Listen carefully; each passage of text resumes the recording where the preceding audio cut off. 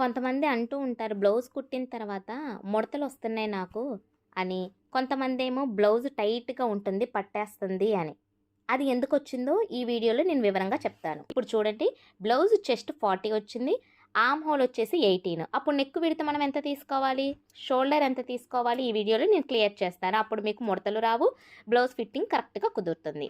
Shoulder ముందు total length వచ్చేసేసి 14 తీసుకోండి, ఓకేనా. 14 తీసుకున్నాను. తీసుకొని స్ట్రైట్గా గీత గీసిన తర్వాత చెస్ట్ 40 అంటే ఏంటి, XXL సైజు, పెద్ద సైజు అనమాట ఇది. అప్పుడు 2.5 లెంత్ నెక్ విడితే తీసేసుకోండి. నెక్ విడితే 2.5 తీసుకొని షోల్డర్ కూడా 2.5 తీసేసుకోండి.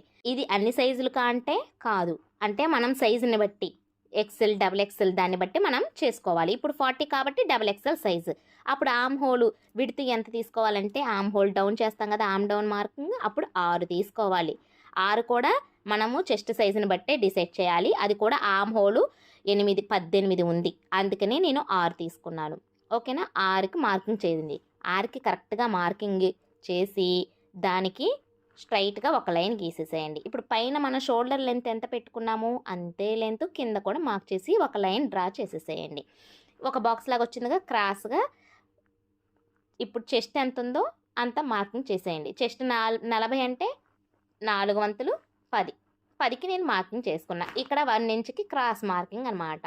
క్రాస్ మార్కింగ్ చేసుకుంటూ ఇప్పుడు కర్వ్ తీసేసుకోండి. పైన షోల్డర్ 1/2 ఇంచు తగ్గించేసేసేయండి. ఇప్పుడు చూడండి, ఈ పాయింట్లన్నీ కలిపితే ఎంత వచ్చేసింది నాకు, 9.5 వచ్చింది. అంటే ఒక 1/2 ఇంచు.